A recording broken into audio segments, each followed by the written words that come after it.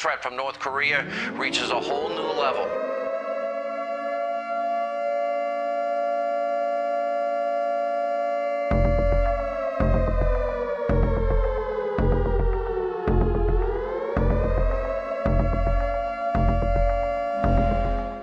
이국 땅을 초토화하자. 암흑 세계로 만들자.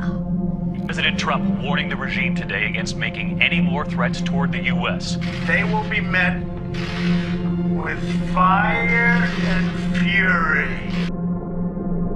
New York City's teeming millions, prime target for an atomic attack, go about their normal affairs.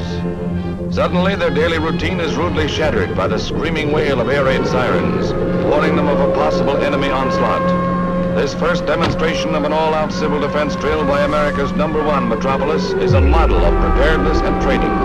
All traffic halts, and pedestrians immediately seek shelter, guided by a corps of well-trained wardens. All autos are parked, and drivers and passengers join the throngs, making their orderly ways to safety. The stock exchange, nerve center of international finance, is caught in its mid-morning rush. The entire drill, lasting for only a few minutes, is carried out with precision and without complaint by New York's busy millions. Schools have been alerted, and pupils briefed on methods of protection from atomic blasts. With the simulated enemy bombing in progress, the mighty town's heart almost ceases to beat. The only surface activity is carried on by the Civil Defense Control. Reports are coordinated under the direction of Arthur Wallander, Civil Defense Director. New York silently waits.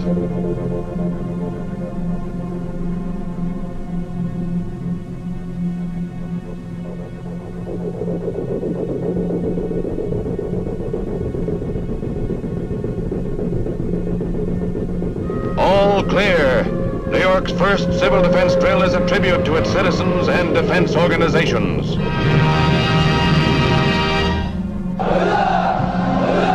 While in Pyongyang this weekend, thousands marched through the streets during a rally against the U.S. It's in response to personal insults against North Korea's supreme leader, and at a rally in Alabama, Donald Trump typically doubled down. Little Rocket Man, we're going to do it because we really have no choice. Provocative words, provocative maneuvers in the sky as American bombers and fighter jets flew sorties further north of the demilitarized zone than they have this century.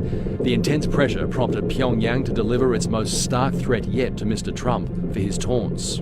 우리 로켓의 방문을 더더욱 피할 수 없게 만드는 만회할 수 없는 과오를 저질렀습니다.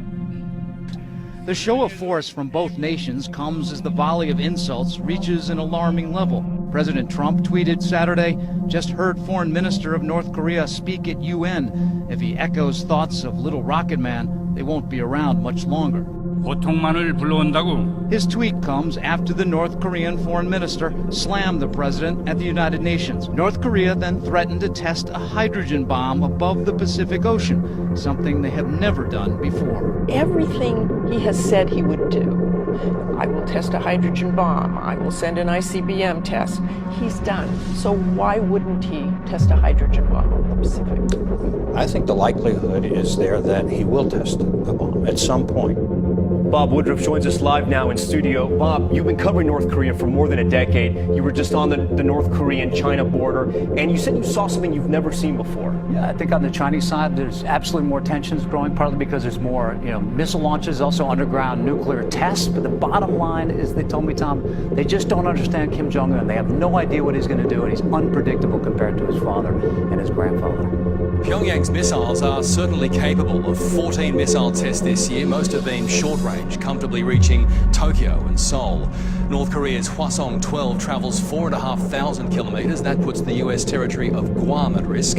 Then the big one, the Hwasong-14, range 10,000 kilometres, comfortably reaching Alaska, Seattle, Los Angeles and Chicago at its outer limits, also covering all of Australia right down to Hobart. Opposition leader Bill Shorten and Shadow Foreign Affairs Minister Penny Wong are flying to Seoul to assure South Korea's government of Australia's support. The taxpayer will fund the trip. The greatest threat to regional security in 60 plus years. The more he belittles Kim Jong-un, especially on a world stage, the more Kim Jong-un has to respond. Which could be precisely what Mr. Trump wants. Robert Avadia, 7 News. As for the regime? In July, the head of the CIA suggested Washington could be considering options to remove Kim Jong-un. Pyongyang replied, saying it would, quote, strike the US with a powerful nuclear hammer if the United States tried regime change. And we have a Fox News alert. Did you hear what North Korea's foreign minister called President Trump today? Did you hear what he threatened? The fiery rhetoric intensifying between Washington and Pyongyang as Kim Jong-un's top diplomat, his name is Ri Yong-ho. Well, Mr. Ri delivered a blistering speech at the United Nations General Assembly today. The minister calling President Trump, quote, a mentally deranged person full of megalomania. This comes after the president said in his speech at the United Nations on Tuesday that the U.S. would totally destroy North Korea if Washington is forced to defend itself or allies against a North Korean attack. Brian Yennis is live at the United Nations headquarters here in New York, where Mr. Ri made his remarks earlier today, and there's a lot of fallout. Hi, Brian. Hi, Eric. Well, yeah, a clear escalation in this war of words that continues with the United States and President Trump between North Korea. Now, North Korea came out swinging from the very beginning. As you said, the foreign minister, Ri Yong-ho, speaking on behalf of his boss, the leader Kim Jong-un today, particularly beginning the speech, going after President Trump's speech given at the United Nations General Assembly on Tuesday, particularly the part in which President Trump mockingly referred to the leader of North Korea, Kim Jong-un, as Rocket Man, who was, quote, on a suicide mission. Well, today, Ri Yong-ho said that he thought it was only fair that North Korea had a chance to respond in kind with the same kind of, quote, corresponding tone. Listen. He tried to insult the supreme dignity of my country by referring it to a rocket. By doing so, however, he committed an irreversible mistake of making our rockets visit to the entire U.S. mainland inevitable all the more. Now, the speech comes a day after Kim Jong-un released an unprecedented statement, a personal statement to the world about President Trump and the United States. And in that statement, he called President Trump a mentally deranged U.S. dotard, and Trump called Kim a madman on Twitter in response to that, who will be tested like never before. Well, today, North Korea took more personal jabs at President Trump in front of the world.